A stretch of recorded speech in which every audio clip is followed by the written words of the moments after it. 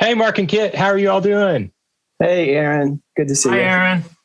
Hey, it's so good to get to see you all. And it's exciting to get to talk a little bit about maybe some opportunities that we have to meet together coming up and to hear a little bit about the results of our survey that went out and, what may be happening with that. So I'm especially grateful and would be remiss not to thank our committee, Jane Tatum and Pat Ingram, Isaac Scott, Carol Martin, Gwen Hart, Logan Lloyd, and Kit, and the ministerial staff too. I've got to say, it is really just comforting to have such a wonderful, thoughtful, and caring committee who is willing to hear from everybody and to really just cares for this congregation and wants to do the best for the health and safety of everybody. So I'm really so grateful for all of their work. So thank you to all of you for all that you've done. And now let's talk a little bit about our survey. I know that we've had some guidance come out since we've taken the survey, and we even had a meeting yesterday on Sunday, right before we're recording this, to kind of follow up and to check in again as well. So I think, Mark, you're going to get us started with a little bit about the survey results and what we found. That's right. So thank you all for completing the survey. We had a very good response. The responses came in very quickly. Within a few days, we pretty much had a full group of folks that had responded to the survey. But also let me add my thanks to the committee that helped craft the survey and help put it together, as well as guide us through this process. They've done a super job, and we're really appreciative to all they've done. Now, you'll have a printed copy with this, or a copy that you can print that you can look at, but I just wanted to go through some of the questions and let you know of the data from the survey. So I'm going to just go through what we have here in front of us, and it'll be very interesting, I think, for you, even though, as Aaron said, this was done a few days before the lifting of the mask mandate that we heard about late last week from the CDC. But we had 107 folks that responded to the survey, and 92 of those folks that responded, 85%, said they were either regularly or very regularly a part of the online worshiping community. And so a good portion of folks that took the survey are also those that are connected with us in online worship. 22% of those who took the survey were parents or guardians of children under the age of 18.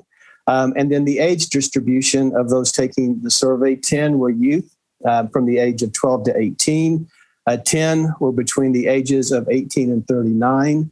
Then 21 of those taking the survey, or 19.6%, were in the age category 40 to 60. And then 64, or 59.8, nearly almost 60%, were those over the age of 60. 95 of those who responded, 88%, said they were satisfied or very satisfied with online worship, and so we're thankful for their response there. We also were very pleased to learn that 97, or nearly 90%, of those taking the survey are now fully vaccinated, and that was great news. We are remembering that some of the youth, 10 of those who took the survey, are perhaps in the process of getting fully vaccinated, but also, of course, children did not take the survey, and therefore, they are not able to be vaccinated at this time.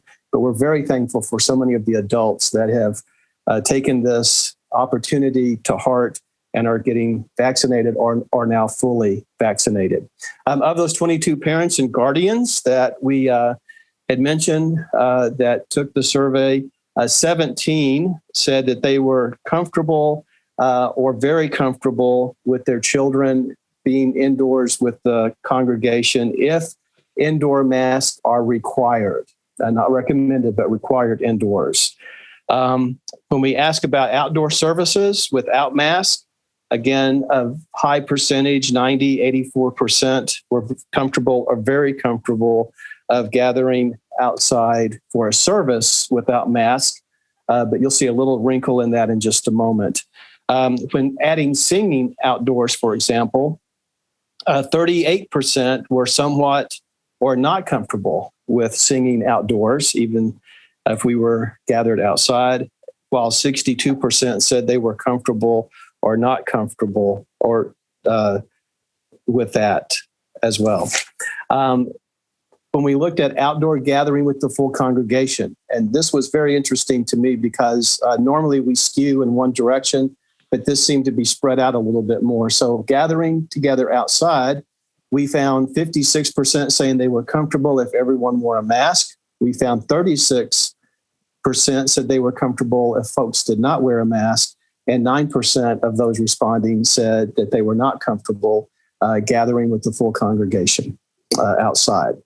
Then in the other parts of the survey, we did not have exact percentages because you were able to choose as many answers as you liked. And so one question involved the returning factors of concern about coming back together. And the one that was the most popular of those choices of 72 people responding was for the health and safety of others, particularly our youth and children. Then there were 46 folks that said that they were concerned in returning that others would not wear masks or that they might be worshiping with those who had been non-vaccinated. And then we had 39 responding that said that their main concern or one of their concerns was not enough space for social distancing. The next question similarly was as many of these that you were interested in checking. And so this question asked, what factors influences your return? And the one that was the most chosen was 41 said, once local and state governments deem it safe to return, that would influence my decision on coming back. 31 of those responding said, once all restrictions are lifted, they would be comfortable coming back. And then 17 gathered around the tick box when congregational singing is safe. There was another question about, hey, if we had all these reasonable conditions met, what do you anticipate your participation would be? And 65 or 61% said they would likely return, 61% would likely return, while 40 or 37% said they would likely maybe come some, but also participate in virtual worship and do a little bit of back and forth with that. So those were pretty much the hard facts. And then we had a lot of written responses, and the written responses were very helpful. It gave some flexibility so we could really hear from people. And once you look at that written copy, you can read through all of those different responses that folks offered. But one of the things that seemed to rise to the top in the written responses was just an incredible amount of appreciation to our staff. And as a person that has a front row seat on watching our staff in operation, I can tell you that their flexibility, their excellence and skill in organizing work and doing the work of the congregation has been outstanding. You can see that in the folks that highly rated our online worship and some of the great work our staff's doing. So I'm very appreciative of them and very glad that I have the honor of working with them. A couple said, hey, we're ready to come back now. And we certainly recognize that we are at different paces on how to move forward. And we hope as you hear this presentation tonight that you can hear some of that discussion, that we are concerned about each person's pace and interest and needs, and we're trying to address those to the best of our ability. So we're doing this balancing act of listening to you, of listening to our medical professionals, of being directed by our committee, and recognizing the incredible social needs that are a part of our lives together, not only as a church, but also just a community of friends. And we are doing all we can to find ways that are safe and to be patient and to be cautious.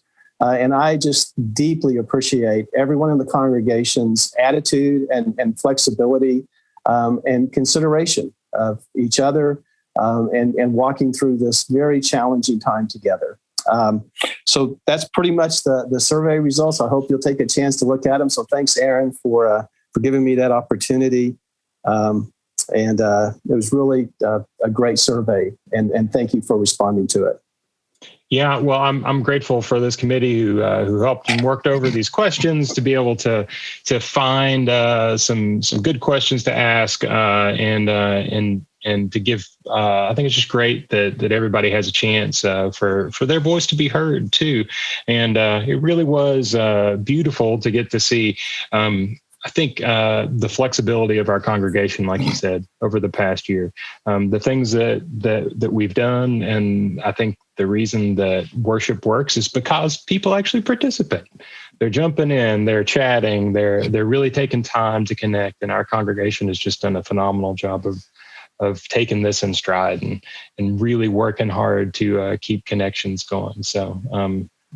So grateful for that. Thanks, Mark, so much.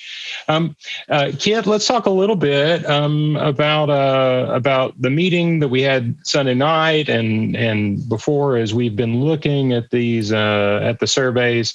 We'd love to have medical perspective on this and to find out a little bit more about the concerns of the committee and the questions that have been entertained. Thank you, Aaron. I'm really glad to be a part of the committee, and I do want to reemphasize, besides the committee members, really at every meeting, the church leadership has been actively involved, and I think I certainly appreciate that. The committee appreciates that, and I'm sure the congregation does. The world has been very different over the last year. The world is changing. The world continues to change with this virus. To focus on a little bit of what was said yesterday when we met in our meeting, there was a lot of good, helpful discussion of the survey. I think we have to recognize the survey is a snapshot, a very useful snapshot of where the church sits right now.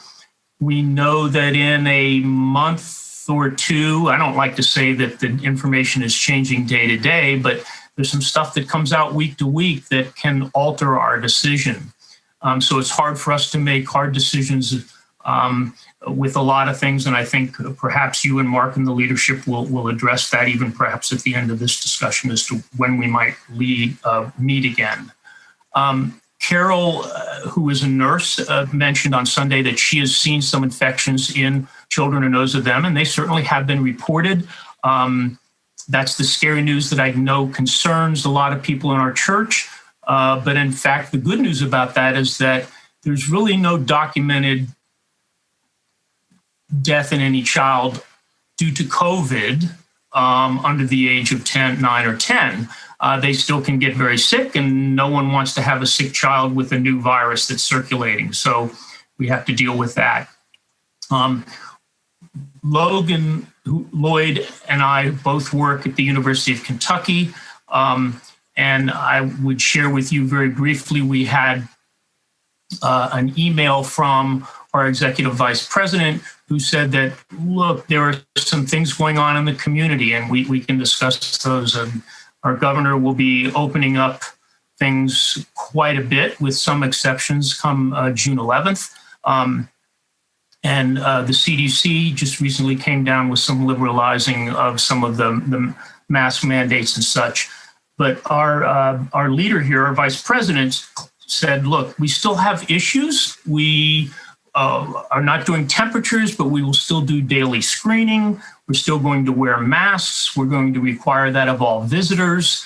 So you always have to sort of take the good news and sprinkle in a little or quite a bit of bad news with it. And I would share with folks that it's implied in his email that there's a good chance that at the University of Kentucky anyway, we'll be doing masking and social distancing for the near future and perhaps indefinitely.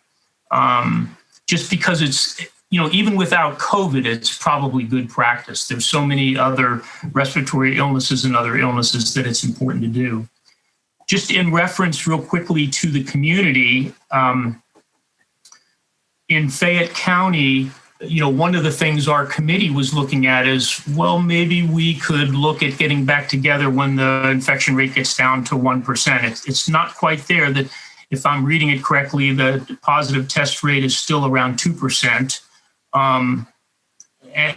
And so we still perhaps have a little ways to go. I think those are the key things right now. I could back up one thing, and I mean, it wasn't certainly meant to be a joke, but I had read that, a news article some years ago had expressed how technology can be so quick that it can affect how news can be truthful and how we can get good information to act on. And that's a quote from the New York Times in 1858 in reference to Samuel Morse, the Morse code. So then if you flash forward 170 years, if they were worried about the Morse code, now you think about how quickly with social media, word gets out. And scientists stumbled a lot. There were a lot of studies that just gave us bad information. But it is also nice to know that now we have well over a year and a half under our belt to think about and know a lot more about COVID. So I think that's important. As an example, many of you remember that this time last year, they said, we don't need masks. That now we realize we did need masks, and certainly we'll continue to use them in healthcare settings and on planes and trains. But, I think the rest of us can maybe start pulling them down a little bit. So those are another thing we used to, they initially thought that you had to have these really industrial strength cleaners to manage and clean up COVID, to get it off of a desk. Now probably a little bit of soap and water will do it. When I first went to work a year ago, we would a lot of times take our shoes and put them in a cardboard box every time we came home, with the thought that the bugs would die within 12 hours for us to put those shoes back on to go to work the next day. It's probably overkill. So there are still concerns, but there's a lot of things that we now know that can help us feel a little bit better. And we could, go into vaccination, but that's sort of a good start of where things are right now and what the committee's doing to try to do what's best for the church. Well, thank you so much, Kit. One of the things that, as a parent of two children who just recently, actually, Emma can be vaccinated, but we haven't been able to find a spot for her yet, and it'll still be a little bit before Jake can be vaccinated. They're kind of in that age range where they could get pretty sick with the disease, but are still not able to be vaccinated. And so a lot of the concerns that we saw on the survey too, which I'm grateful for, is our church is really concerned about our children, about their safety, about the safety of unvaccinated persons. Can you talk a little bit about that and how the committee's been trying to navigate these difficult considerations? Yeah, so the governor, I think, is just still now pushing, as the CDC is, vaccinating folks above the age of 12. And I think that will help. There are still a lot of children who are not vaccinated. There are a lot of adults. I don't know what the rate is in this community, but in the United States, it's just a little bit over 1 out of 3. So I think, be it adults or children, there will always be some people that will be more susceptible.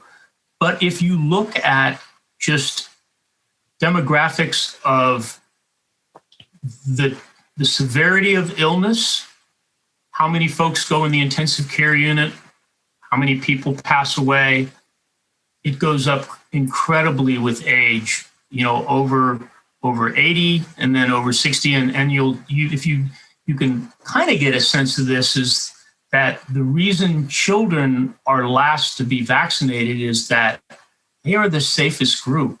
And in fact, there's some evidence to suggest that even children who get it not only don't get sick, but they probably aren't as transmissible. You know, one of the big dangers of this infection is that every person that gets it gives it to an average of close to 2 other people. That's why it's so transmissible. That's what they call the R naught number that people have read about.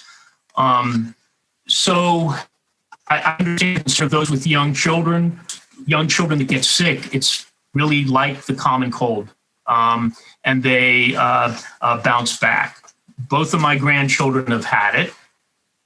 And, you know, I should probably say that I don't mean this to be medical advice. I think anytime you have a concern, you should go to your primary care physician.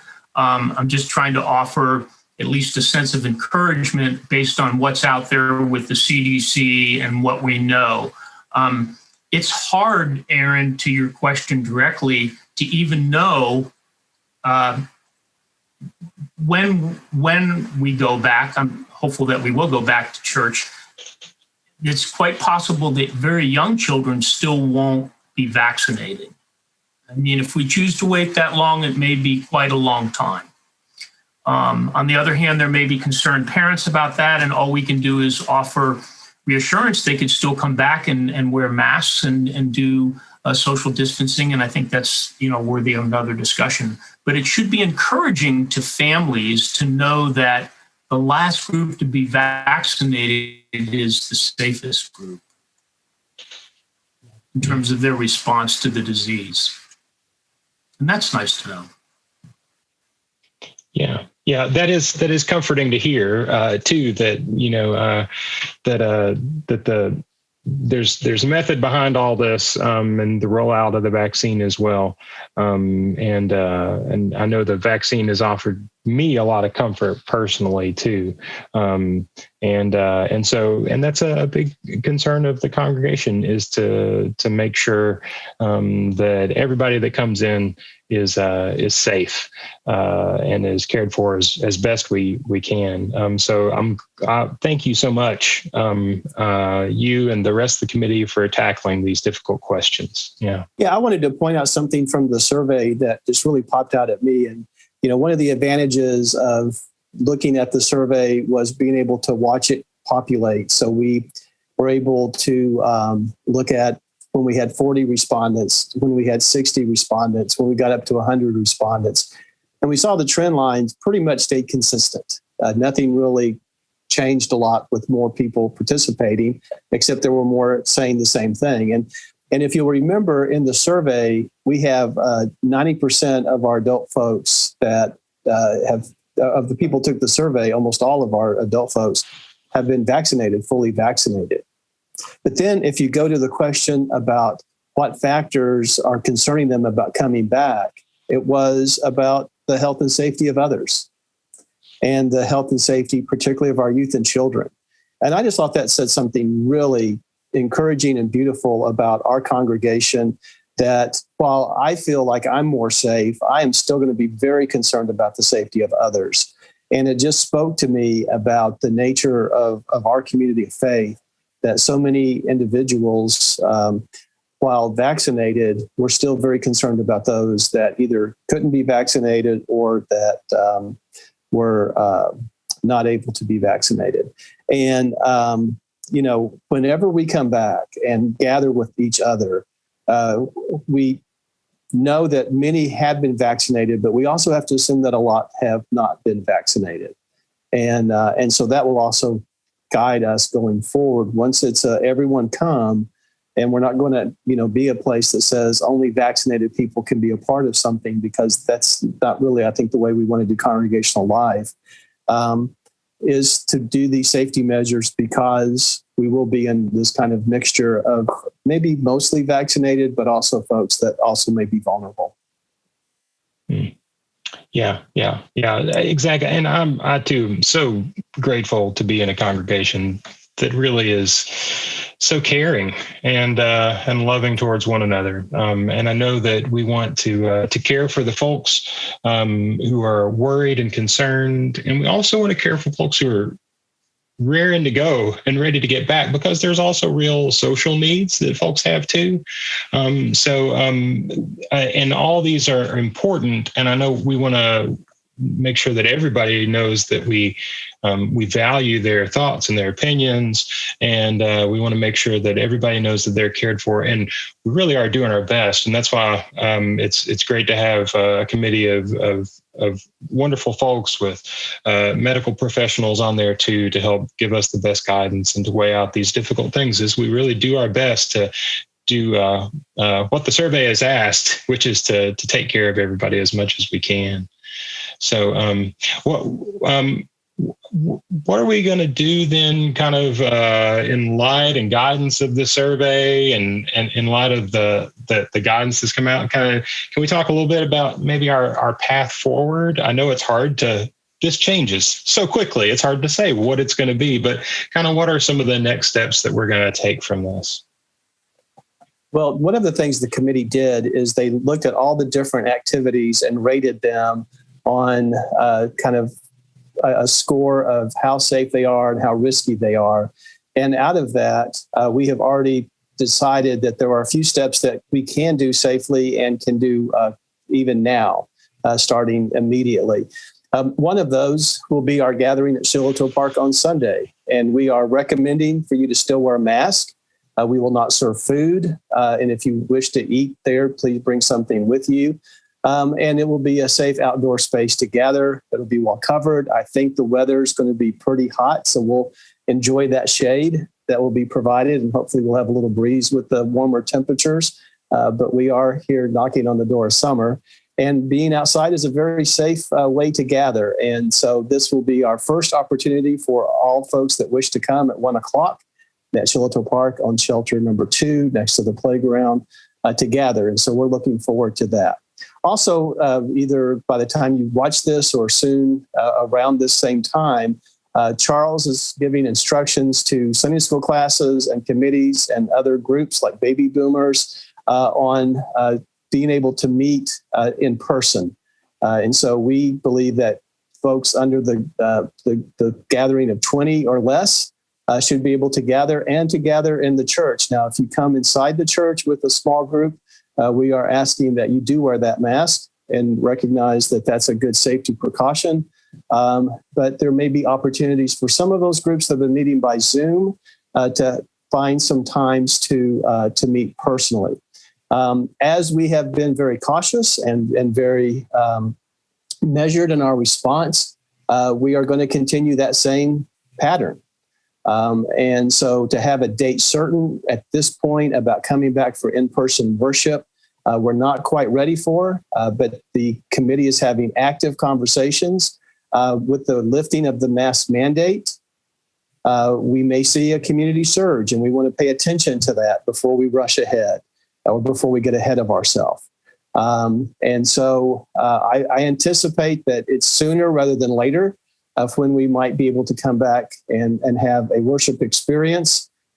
We still don't know about singing exactly, and we're kind of watching that one as another dynamic to pay attention to.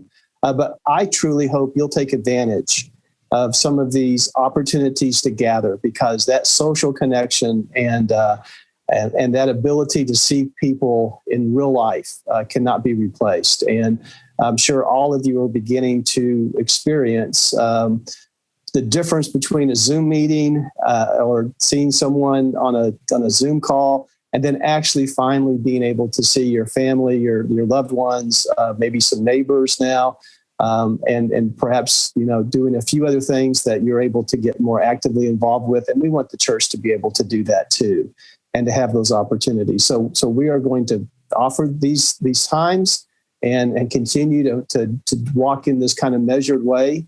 But we know what we really desire, and that's to get these restrictions lifted and get past this virus, and really just to recognize that, gosh, we've endured a lot in the past year and a half, and it's been hard and it's been challenging. But coming out of this is also going to be challenging, and it may be a little bit difficult as well. So thank you for your patience, your goodness, your grace, and your love, and we'll just continue forward with being that special place Central Baptist Church has always been. Yeah.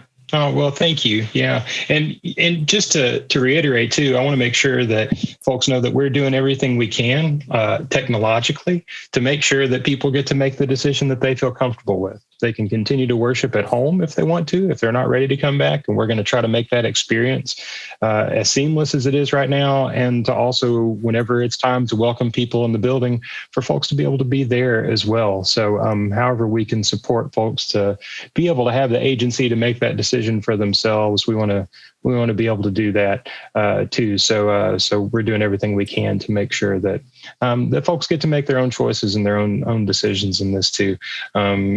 But it is exciting to think about the prospect to be able to see each other again. I'm excited for Sunday to get to hang out with some folks and to say, hey, there's been a few times when I actually get to see people, and I then just all of a sudden realize how much I have really missed this. So thank you so much, Kit, for being with us, and for all the work that you've done on the committee, and for sharing. Thanks again to our committee for all of your work too. It's been great. Kit, do you have anything else that you want to share? I agree with the summaries that you had and what Mark said, and I think we just need to keep meeting and deal with the changes as they are and try to accommodate the church members, and when we get together, it'll be great to see everyone. Thank you for letting me participate. Yeah, well, thank you so much for your wisdom. Thanks for your help and your expertise in this, and thanks to the rest of the committee too for all the good work and the important conversations that have been had. It really has been a comfort to me, and really does speak to the love and the compassion that we find in the church as well. So thank you. And thanks, Mark, too. I know you give a shout out to the staff, but you're a staff too. So thank you for all of your work and your leadership through this time as well. That has really just been a calming and caring voice of the congregation too. So thank you. And it's been great talking to you all. So we'll see you all again soon, and thanks for being here. Thanks to you all for listening. You'll be able to find information about this on our website. You'll be able to check out all of the data that we have, to read it for yourself, and to see this and see where this snapshot of our congregation is right now. And we look forward to more conversations and making our way back together. So thank you all so much, and we'll see you again soon.